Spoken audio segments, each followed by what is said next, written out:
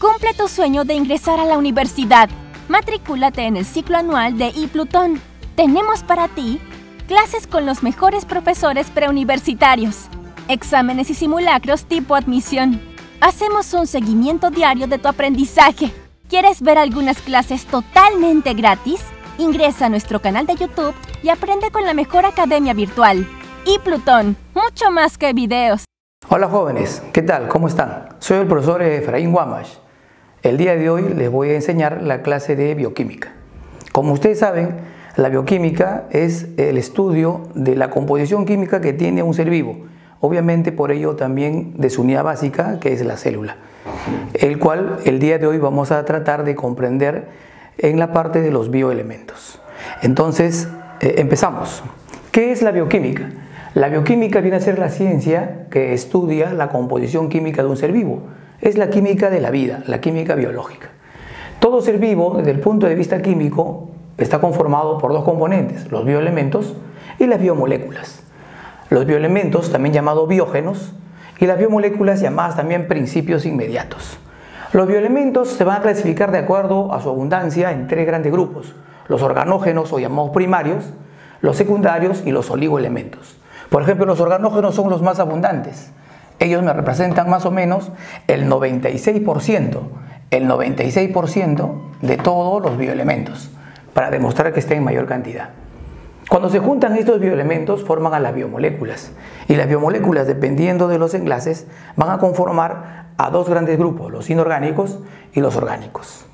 La diferencia fundamental es que en los compuestos orgánicos vamos a encontrar el esqueleto del carbono, ¿no es cierto? Donde el carbono forma la parte, es la columna vertebral de un compuesto orgánico. ¿Quiénes son inorgánicos? Inorgánicos son el agua, las sales minerales, dentro de ellos están los ácidos y las bases, los gases, ¿no es cierto?, que están presentes en ella. Gases como el oxígeno, como el ozono, como el dióxido de carbono, como el nitrógeno molecular. Y de los orgánicos tenemos a los carbohidratos, cuyo sinónimo es la palabra glúcido, los lípidos, cuyo sinónimo es la palabra grasa o aceite, las proteínas, los ácidos nucleicos y las vitaminas. Si me preguntaran a mí, de todos ellos, de todos los inorgánicos y orgánicos, de todas las biomoléculas, ¿quién es la más abundante? Es el agua. Pero del punto de vista orgánico, ¿quién es la más abundante? Allí sí son las proteínas. Las proteínas son las biomoléculas, ¿no es cierto?, orgánicas más abundantes en un ser vivo, desde el punto de vista orgánico. Pero en general, el más abundante es el agua. Bien, vayamos a conocer, jóvenes, a los bioelementos. Los bioelementos van a ser aquellos elementos de la tabla periódica que se encuentran presentes en un ser vivo. Nosotros conocemos a la tabla periódica. De esa tabla periódica, no todos ellos están presentes en un ser vivo, solo algunos. A ellos se les ha dado el prefijo bio y el término elemento, bioelementos. Aproximadamente son 25 elementos. Como les decía, de acuerdo a su abundancia, han sido clasificados en primarios, en secundarios y en oligoelementos. Profesor, pero usted dijo que los primarios eran organógenos. Claro, esos son sus sinónimos. ¿Quiénes son los primarios? Nosotros en son de broma decimos el chon. Profesor, ¿y qué es el chon? Ah, el chon es carbono, hidrógeno, oxígeno, nitrógeno. Pero profesor, ¿y por qué lo ha colocado acá el oxígeno primero? Para explicarte que el oxígeno es el que se encuentra en mayor cantidad en el ser humano. Luego estaría el carbono, luego el hidrógeno y luego el nitrógeno. Entonces, si te preguntan a ti qué bioelemento es el más abundante en el cuerpo humano, yo marco el oxígeno. Ahora vamos a conocer a los secundarios. Los secundarios se encuentran en menor cantidad. Tenemos al azufre, al fósforo, al calcio, al magnesio, al hierro, al sodio, al potasio y al cloro. Y luego vienen los oligoelementos. Entender, jóvenes, que el prefijo oligo significa poco. Es decir, estos son los que se encuentran en menor cantidad. Y por el hecho de que estén en menor cantidad, no vayas a creer, no vayas a pensar tú de que no son importantes. No necesitamos tener de estos bioelementos en grandes cantidades. Una pequeña cantidad es suficiente. Y si falta esa mínima cantidad, se pueden producir ciertas enfermedades o ciertas deficiencias. Los oligoelementos clásicos: cobre, cobalto, flúor, manganeso, zinc, ¿no es cierto?, molibdeno, selenio, cloro y yodo. Cromo y yodo. Y ahí están presentes los oligoelementos que debemos conocer. Ahora hay que conocer la característica de algunos de ellos en cada elemento que está presente en un ser vivo. Por ejemplo, el carbono. El carbono es el esqueleto de todos los compuestos orgánicos. ¿Qué significa que es el esqueleto de los compuestos orgánicos? Quiere decir que todos los compuestos orgánicos tienen que tener carbono. Profesor, pero algunos compuestos inorgánicos pueden tener carbono, algunos, los derivados del dióxido de carbono. Pero en los orgánicos el carbono es de gran importancia. Además, el carbono tiene otra propiedad, que se puede unir a otros elementos, ¿no es cierto? Esa propiedad llamamos la propiedad de la famosa, ¿no es cierto?, la tetravalencia, ¿no? La tetravalencia, que le permite unirse a otros elementos. El hidrógeno, profesor, el hidrógeno. Profe, el hidrógeno es el más abundante, ¿no es cierto?, en el universo. Estamos hablando de los seres vivos. En el ser vivo está presente junto con el carbono, formando los compuestos ¿qué? Orgánicos. No te vayas a olvidar, ¿no es cierto? El oxígeno está presente en los procesos de la respiración, en los procesos oxidativos generalmente. La respiración aeróbica necesita de oxígeno. En ese proceso el oxígeno, por ejemplo, es el aceptor de electrones. Acuérdense ustedes, si se junta hidrógeno y se junta oxígeno, se forma agua. El nitrógeno está formando parte de las proteínas. De ahí que las proteínas, digamos que son cuaternarias. ¿Por qué cuaternarias? Carbono, hidrógeno, oxígeno y nitrógeno. El nitrógeno. Y está formando parte de las bases nitrogenadas. Las bases nitrogenadas, ¿no es cierto?, están presentes, ¿no es cierto?, a nivel de los ácidos ¿qué? Nucleicos, como son el ADN, como son el ARN.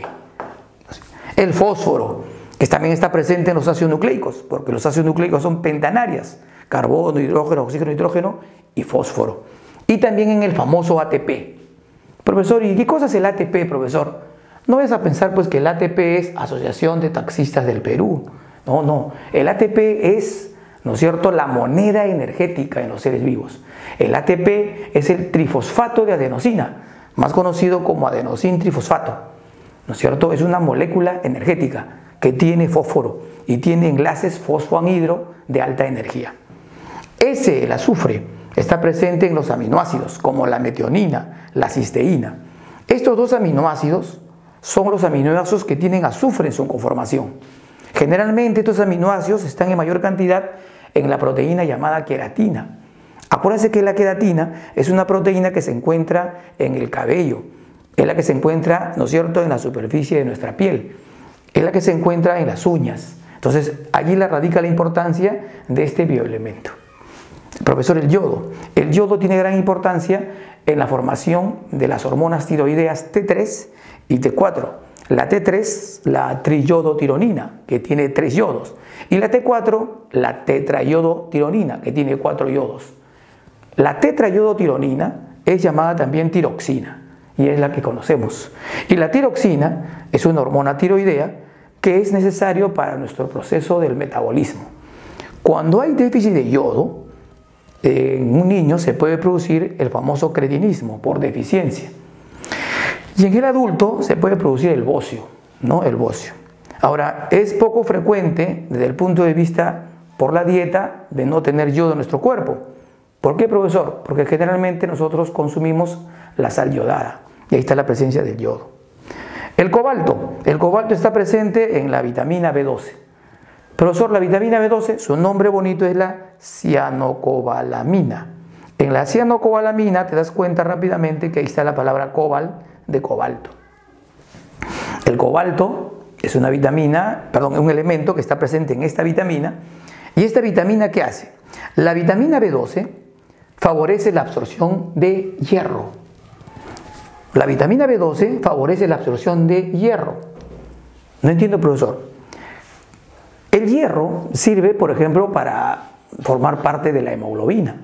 Entonces, como la vitamina B12 favorece la absorción de hierro, entonces se favorece la mayor formación de hemoglobina y por lo tanto hay una buena cantidad de hemoglobina en nuestro cuerpo. Pero si hay deficiencia de cobalto, entonces no se forma la vitamina B12, entonces no se absorbe al hierro, entonces no hay buena cantidad de hemoglobina, entonces podemos entrar en anemia.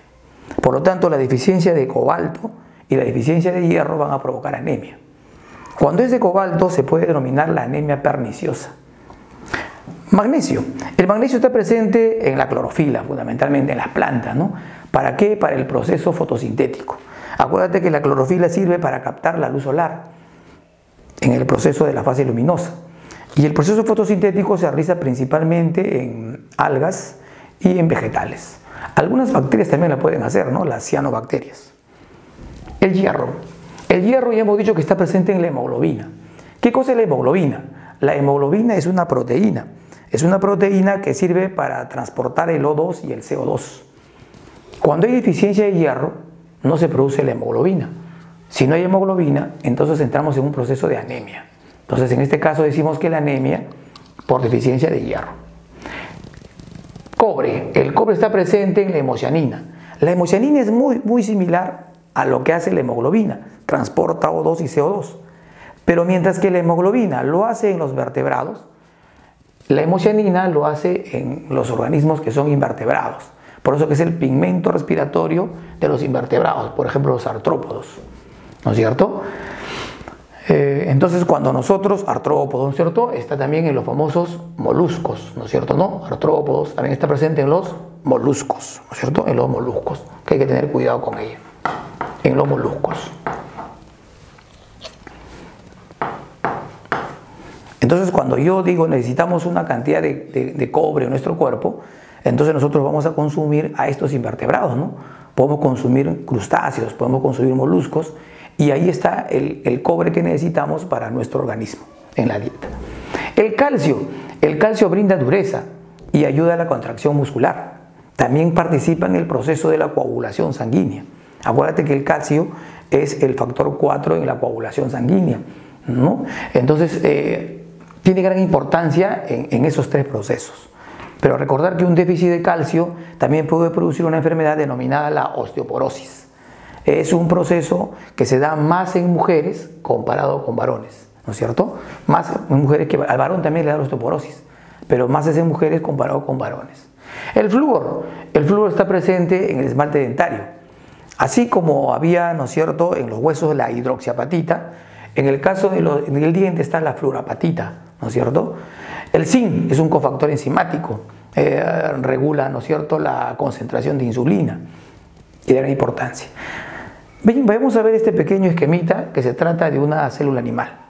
En una célula animal normal vamos a poder encontrar que el sodio está presente tanto en el intracelular como en el extracelular.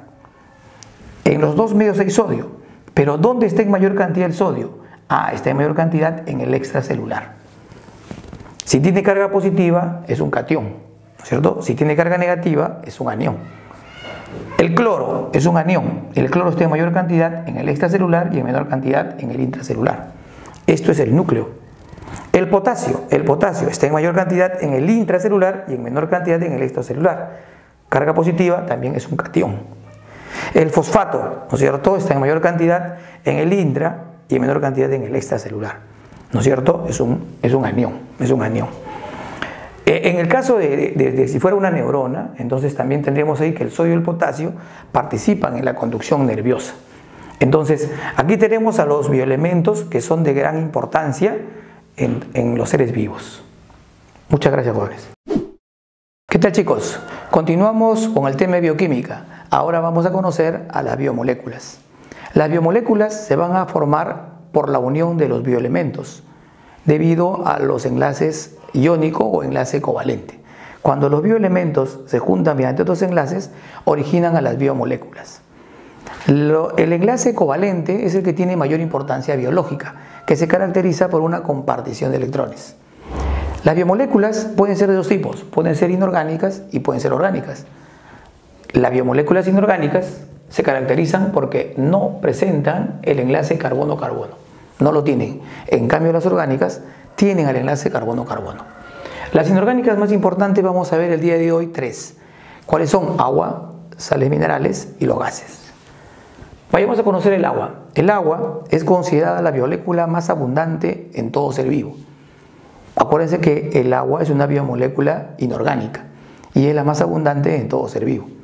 En las medusas, por ejemplo, puede representar el 95 al 98% de su peso corporal. En la célula, el agua se puede encontrar como agua libre y como agua ligada. El agua ligada, unida a las proteínas, representa un 5%. Y el agua libre representa el 95%. ¿Cuál es la fórmula que tiene el agua? El agua es el famoso H2O, es una molécula triatómica. porque tiene 3 átomos. Y es una molécula binaria porque tiene 2 elementos. Tiene el hidrógeno y el oxígeno. Se considera al agua como una estructura dipolar, que es decir, que tiene carga. Y la dipolaridad le permite ser considerado un gran disolvente.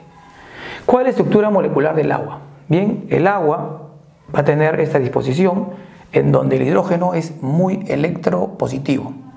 Son muy electropositivos. Y el oxígeno es muy electronegativo. Y esto determina 2 polos, un polo positivo y un polo negativo. Entonces decimos nosotros que la molécula de agua es dipolar, porque tiene 2 polos. Además de ello, la molécula de agua tiene cierto ángulo. Ese ángulo vale 104,5. Entonces decimos, la molécula de agua existe una asimetría de cargas. ¿Por qué es una asimetría de cargas? Porque las cargas no son iguales. Un lado es positivo y el otro lado es negativo. Si fuera simétrica, tendrían las mismas cargas, pero acá hay una asimetría de cargas. Es angular porque tiene un ángulo y es polar porque presenta carga.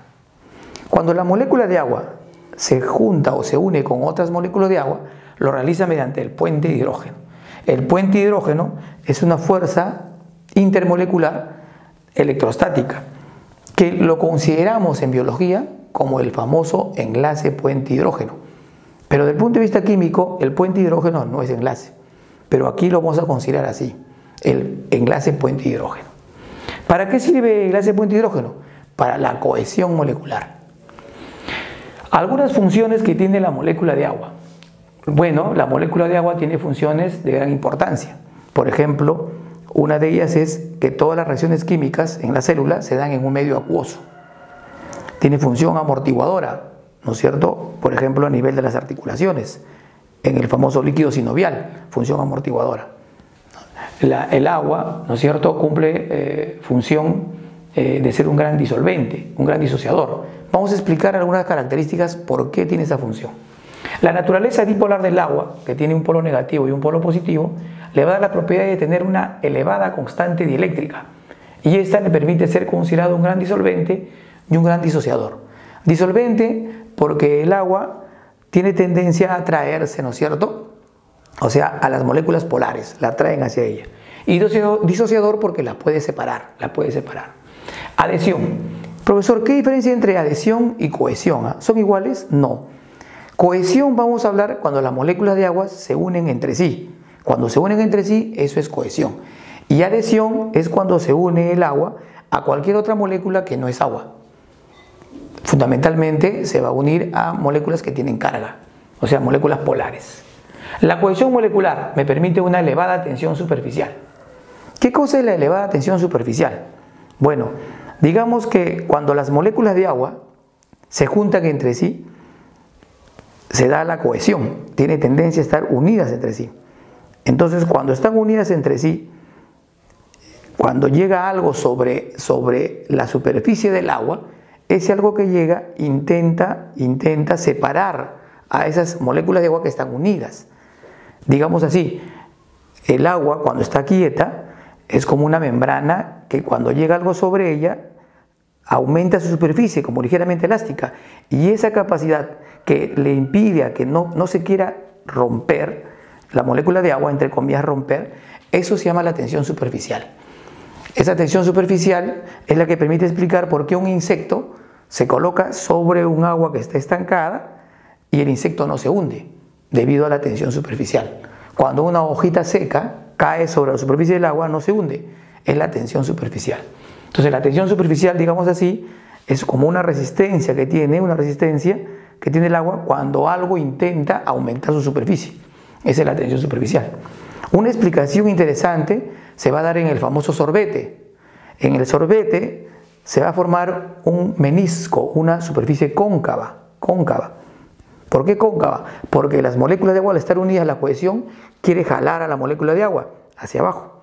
Y la adhesión hace que se pegue a las paredes. Y por eso que forma ese menisco. Esa, ¿no es cierto?, esa explicación es de la tensión superficial. La tensión superficial con la adhesión da la propiedad de capilaridad. Mira qué interesante. ¿Y qué es la capilaridad? La capacidad por la cual el agua tiene tendencia a ascender por estructuras muy delgadas. Esta función lo utiliza mucho la planta para poder ascender el agua desde la raíz y llevarlo hasta las hojas.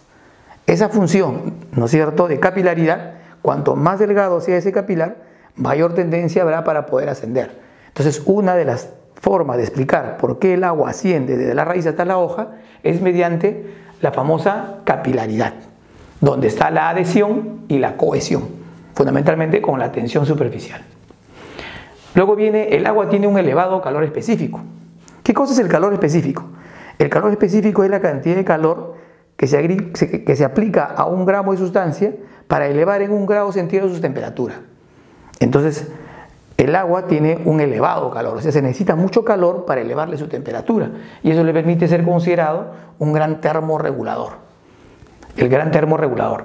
Entonces, cada vez que nosotros evaporamos el agua, estamos regulando nuestra temperatura.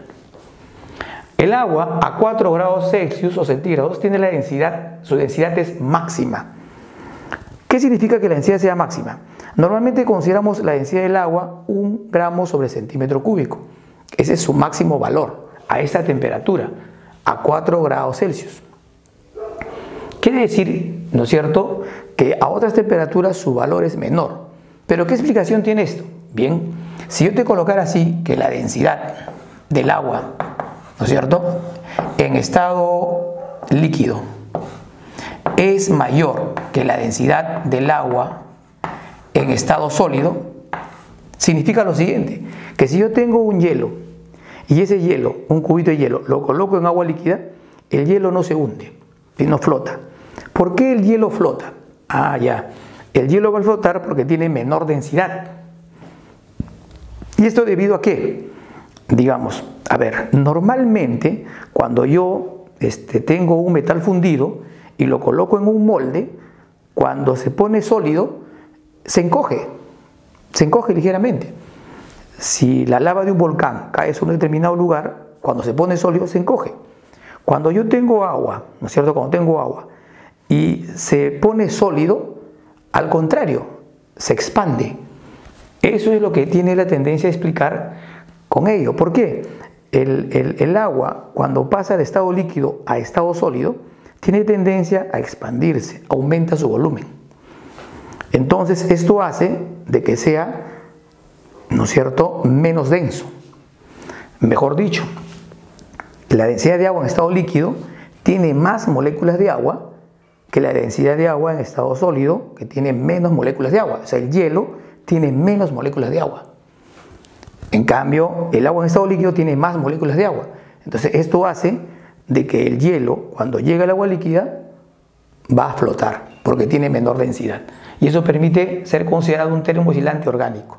Esto hace que en los polos el hielo esté en las superficies y debajo esté presente el agua líquida, ¿no es cierto?, y permita la vida en ella. Eso se dice termoaislante orgánico.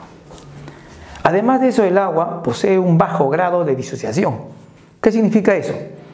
Que el agua, en ciertas condiciones, se va a disociar, pero tiene muy baja disociación. El agua se puede disociar en un ion positivo, llamado hidrogenión, en un ion negativo, llamado oxidrilo. Entonces, esta propiedad es de muy baja disociación. Bien, muchachos, continuamos. Ahora vamos a conocer un poco acerca de las sales minerales. Las sales minerales tienen gran importancia desde el punto de vista biológico. Es decir, lo que vamos a ver aquí es fundamentalmente desde el punto de vista biológico. Desde el punto de vista biológico podemos considerar a las sales minerales aquellas que son insolubles en agua y aquellas que son solubles en agua. Las que son insolubles en agua van a brindar dureza, van a estar formando estructuras duras de nuestro cuerpo, como por ejemplo en los huesos, conformando el fosfato de calcio, como por ejemplo, ¿no es cierto?, en la conchuela de los moluscos, que tenemos el carbonato de calcio. Entonces están brindando dureza. Y desde el punto de vista, si son insolubles en agua, van a cumplir la función de dureza, pero si son solubles en agua, cumplen otras funciones. Cuando son solubles en agua, al disociarse, van a originar a los electrolitos. ¿Qué son los electrolitos? Son sustancias que conducen la corriente eléctrica. Las que son solubles en agua participan en el potencial de membrana. ¿Qué significa esto? Normalmente en una célula, la estructura que separa al medio extracelular del medio intracelular es la membrana celular. Entonces, la membrana celular externamente tiene una cara, que es la cara externa, e internamente tiene otra cara, que es la cara interna. En la cara externa es generalmente positivo y en la cara interna es negativo. Esa disposición de las cargas, positivo hacia afuera y negativo hacia adentro, se le llama el potencial de membrana. Eso está determinado también por la presencia de las sales minerales. También está de gran importancia participando en el equilibrio osmótico. ¿Qué es el equilibrio osmótico? Es regular el volumen de agua celular. Entonces participan en la regulación del volumen de agua celular y participan en la regulación del equilibrio ácido-básico. Esto es mediante el pH. ¿Qué cosa es el pH? Hay que entender eso. El pH viene a ser el potencial de iones hidrógeno, el potencial de hidrogeniones. Matemáticamente se define al pH como el logaritmo negativo de la concentración de iones hidrógenos. Pero este logaritmo está en base 10, no se vayan a olvidar, donde la concentración de iones hidrógeno se da en unidades de mol por litro. Se da en unidades de mol por litro. Siempre tengan cuidado con esta unidad. Entonces el pH es, ¿no es cierto?, el logaritmo negativo de la concentración de iones hidrógeno. Además, así como podemos calcular el pH, también se puede calcular el pOH de una sustancia. Y el pOH sería exactamente igual a esto. pOH igual al logaritmo negativo, pero en vez de ir acá a la concentración de iones hidrógeno, iría a la concentración de iones oxidrilo, o sea, sería el logaritmo del OH. Y en donde el OH estaría en unidades también de mol por litro. Entonces, con esta formulita yo puedo calcular el pH y además también puedo calcular el pOH. Pero para abreviarnos las cosas, aparece otra, en donde se dice que la suma del pH más el pOH me debe dar 14. ¿Qué significa esto? Que si el pH vale 4, entonces si aplicamos esto ya sabemos cuánto es el pOH. El pOH vale 10. Si el pH vale 2, entonces su pOH vale 12, porque pH más pOH deben sumar 14. Pero también se cumple algo interesante que hay que tener cuidado. A ver, vamos a suponer que te dan el pH de una sustancia igual a 6. Si el pH de una sustancia es igual a 6, entonces yo sé cuánto es su pOH, ¿no es cierto? Y su pH será, en este caso, como los dos suman 14, su pH será 8. Pero también puedo concluir algo, que si el pH de una sustancia es 6, yo puedo calcular rápidamente la concentración de iones hidrógeno. Cuando me dan un número entero, es facilito poder lograrlo. ¿Por qué? Porque yo digo que la concentración, como es el pH que me han dado como dato, la concentración de iones hidrógeno que hay ahí es 10 a la menos 6 mol por litro. ¿Cómo, profesor? ¿Por qué tan rápido? Es decir, si ya tengo el pH que es 6, cuando es un número entero, yo puedo saber la concentración de iones hidrógeno, 10 a la menos 6 mol por litro. Lo mismo ocurriría con el pOH. Si el pOH es 8, entonces yo concluyo que la concentración de iones oxidrilo, o sea OH, es igual a 10 a la menos 8 mol por litro. Entonces, si yo te diera un problema y te digo, imagínate que un paciente diabético, ¿no es cierto?, llega al hospital y queremos saber cuál es su pH de su orina, sabiendo que la concentración de iones hidrógeno es 10 a la menos 6 mol por litro. Si me dan en notación científica de 10 a la menos 6 mol por litro, entonces dicen, ¿cuál es su pH? Es fácil, simplemente el exponente que está presente en ella sin la carga negativa. Su pH igual a ¿cuánto? A 6. Entonces yo digo, la concentración de iones hidrógeno es 10 a la menos 9. Entonces, ¿cuánto vale su pH? pH igual a 9. Ah, profesor, y para eso sirve eso de acá. Pero esto desde el punto de vista matemático. A nosotros, desde el punto de vista biológico, nos importa más la escala del pH. ¿Qué cosa es la escala del pH?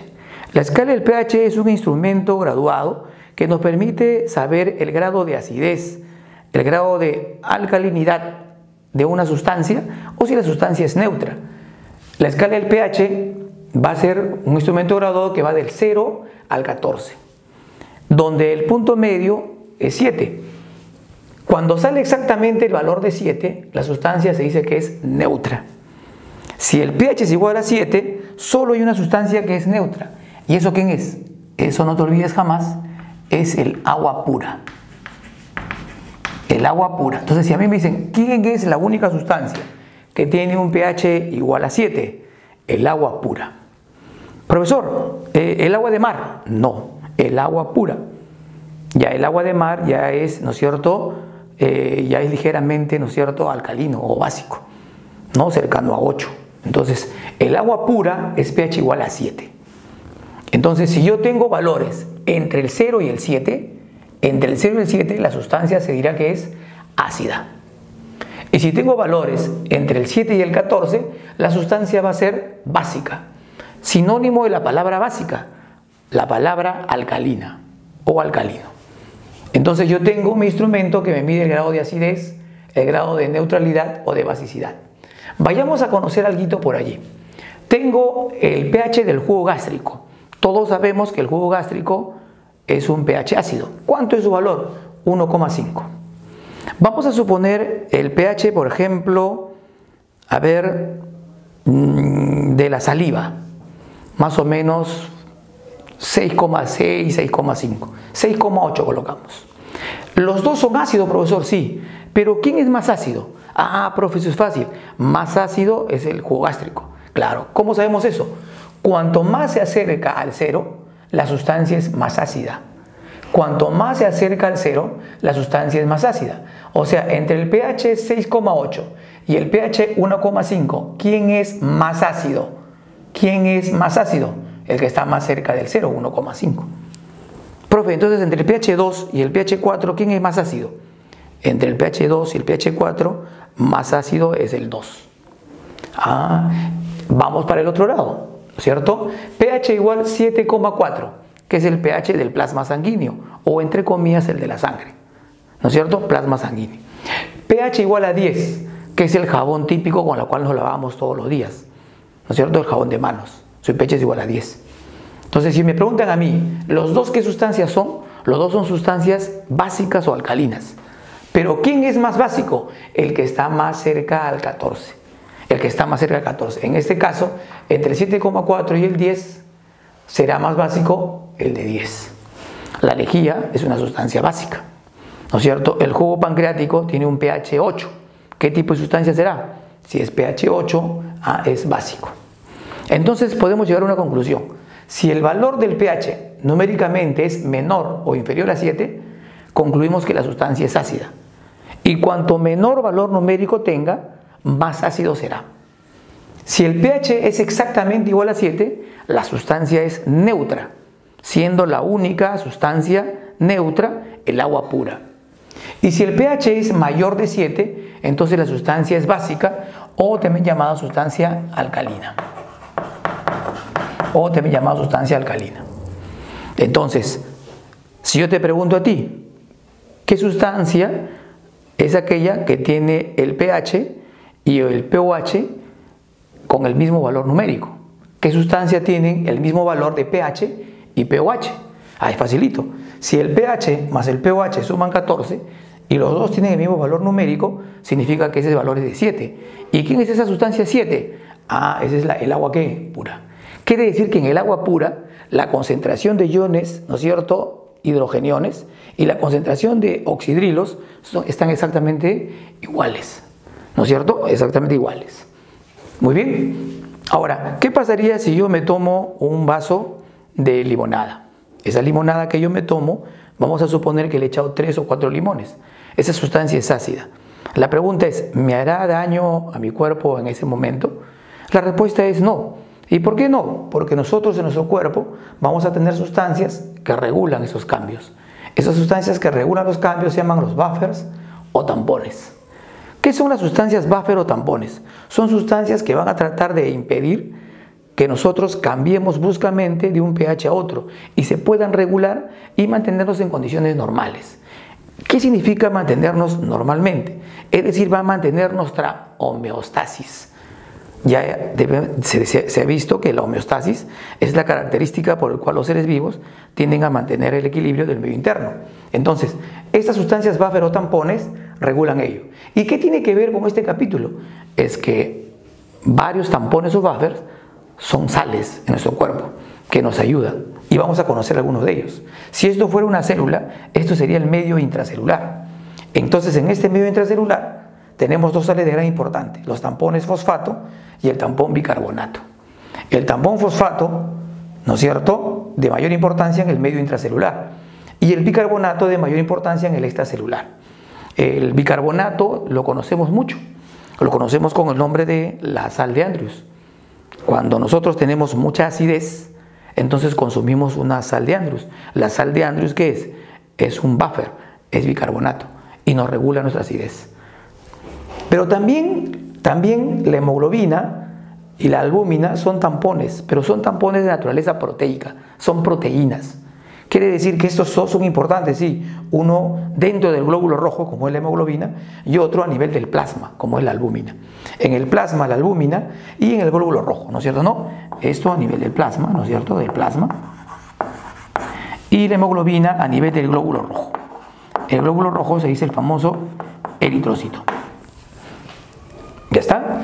Bien, una vez que hemos conocido esto, vamos a conocer el grupo de los gases. ¿Cuáles son los gases de mayor importancia biológica para nosotros? Bueno, tenemos los gases de mayor importancia biológica. Vamos a tener al oxígeno, ¿no es cierto?, diatómico, al ozono, al dióxido de carbono y al nitrógeno molecular. Vamos a suponer que para acá hacia arriba está la estratosfera y aquí está la atmósfera. Acá tenemos un conejito que me representa un animal aeróbico y aquí tenemos una plantita, ¿no es cierto?, una plantita. Vamos a empezar por lo más sencillo. ¿Cuál es lo más sencillo? Todos sabemos que las plantas, tanto como las plantas y las algas, realizan el proceso llamado fotosíntesis. Por el proceso de fotosíntesis, todos sabemos aquí que se elimina un gas. Ese gas que se elimina es el oxígeno. Se elimina el oxígeno. Ese oxígeno rápidamente lo captan los animales que utilizan oxígeno. Y con ese oxígeno realizan el proceso llamado de la respiración celular aeróbica. Mediante la respiración celular aeróbica, este conejito utiliza ese oxígeno y va a eliminar el CO2, el dióxido de carbono, porque los animalitos captan el oxígeno y botan CO2. ¿Por qué proceso botan el CO2? Por el proceso de la respiración celular aeróbica. Ese CO2, ese dióxido de carbono, ¿quiénes lo consumen? Las plantas.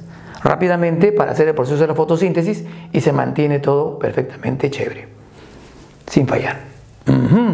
Pero además hay algo. El oxígeno se va a las partes más altas, se va a la estratosfera. Y en la estratosfera, el oxígeno va a originar al famoso O3, lo que ustedes conocen con el nombre de la capa de ¿quién? De ozono. De ozono. ¿Y por qué es importante la capa de ozono? La capa de ozono tiene gran importancia porque participa, ¿no es cierto?, en la filtración de los rayos ultravioleta. De los rayos ultravioleta. Ahí está. No te puedes olvidar eso. Analicemos más detenidamente. A ver, ¿qué pasaría si no hay oxígeno? Si no hay oxígeno, entonces los animales que tienen respiración aeróbica, ¿no es cierto?, se mueren. No hay CO2, no hay plantita, no hay ozono y todo fue un problema. Ahora analicemos así, ¿qué pasaría si destruimos a las plantas? Si destruimos a las plantas, disminuye la cantidad de oxígeno. Al disminuir la cantidad de oxígeno perjudica un poco a los animales también, pero también perjudica la formación de la capa de ozono. Entonces hay que tener cuidado con ese razonamiento. Cantidad de ellos. Si me preguntan quién está en mayor cantidad, bueno, ahí vamos a tener que analizarlo. Por ejemplo, el oxígeno de nuestra atmósfera está más o menos en un 21%. O sea, más o menos la quinta parte. 21%. Entonces un joven me preguntará, profesor Guamas, ¿y el CO2? El CO2, su valor exacto sería 0,027%. 27%. Mira, 0,027%. Si tú sumaras los dos, esto no llega ni al 28%. Entonces tú preguntas, ¿qué, profe? ¿Quién es el gas más abundante que hay? Ah, el gas más abundante en nuestra atmósfera no es ni el oxígeno ni el dióxido de carbono. El gas más abundante en nuestra atmósfera es el nitrógeno molecular. El nitrógeno molecular representa, ¿no es cierto?, para nosotros el 78%. el 78%. Ese nitrógeno es fijado por las plantas en el ciclo del nitrógeno para formar proteínas. Profesor, muy bien. Bueno, hay que tener cuidado segundo este detalle. ¿Cuál es el otro? Si este valor del CO2, ¿qué pasaría si aumenta el dióxido de carbono? Si el valor llega a 0,03, entonces podemos pensar en el famoso efecto invernadero. Cuando aumenta el CO2 se produce el efecto invernadero y es una contaminación que está presente en ello. Entonces hay que tener cuidado, ¿no es cierto?, con los gases que están presentes aquí. Es decir, ¿quiénes son los gases más importantes? El oxígeno molecular, el dióxido de carbono, el nitrógeno y el ozono. Pero cada uno tiene su función. La función del O3, ozono, filtrar los rayos ultravioleta. La función del dióxido de carbono, ¿no es cierto?, de gran importancia para los animales aeróbicos. La función del dióxido de carbono lo utilizan las plantas en el proceso de la fotosíntesis.